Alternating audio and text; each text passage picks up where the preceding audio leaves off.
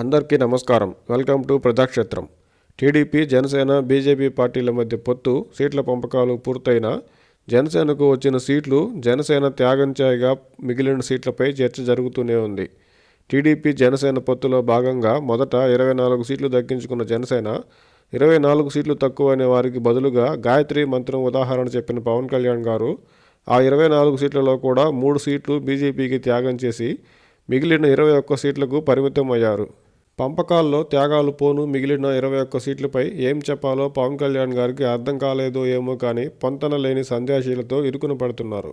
పొత్తులో భాగంగా జనసేనకు వచ్చిన సీట్లపై జన సైనికుల అసంతృప్తి ఒకలా ఉంటే తక్కువ సీట్లు తీసుకోవడంపై పవన్ కళ్యాణ్ గారు చెప్పే మాటలు మరోలా ఉన్నాయి. గత ఎన్నికల్లో కనీసం తనను గెలిపించి ఉన్న జనసేన స్థాయి మరోలా ఉండేదని, సీట్ల కోసం డిమాండ్ చేసేవాళ్ళం అని పవన్ కళ్యాణ్ గారు చెప్పడం చూస్తుంటే ఈ సూత్రం జనసేనకు మాత్రమే వర్తిస్తుందా, రాష్ట్రంలో ఎవరూ గెలవని 1% ఓట్లు కూడా లేని బీజేపీకి వర్తించవా అని అనిపించక మానదు.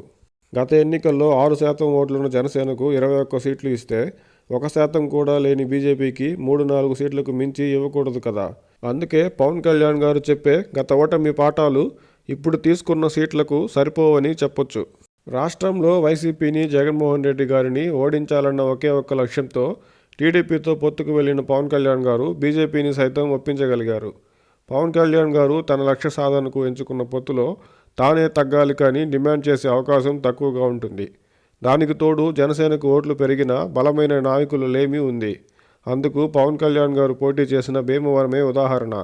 ఏమాత్రం బలం లేని బీజేపీ కోసం సైతం 3 సీట్లు వదులుకోవాల్సి వచ్చిందంటే పవన్ కళ్యాణ్ గారి లక్ష్యం ఇప్పుడు రాజకీయంగా జనసేనను బలపరచడం, ఎక్కువ సీట్లు తీసుకోవడమే కాదు, పొత్తును ముందుకు తీసుకెళ్లి వైసీపీని ఓడించడమే ఆయన లక్ష్యం. అదే జన సైనికులకు, ప్రజలకు స్పష్టంగా చెప్తే సరిపోతుంది. గత ఎన్నికల్లో ఓటమి గురించి చెప్పడం అనవసరం, అసంబద్ధం కూడా.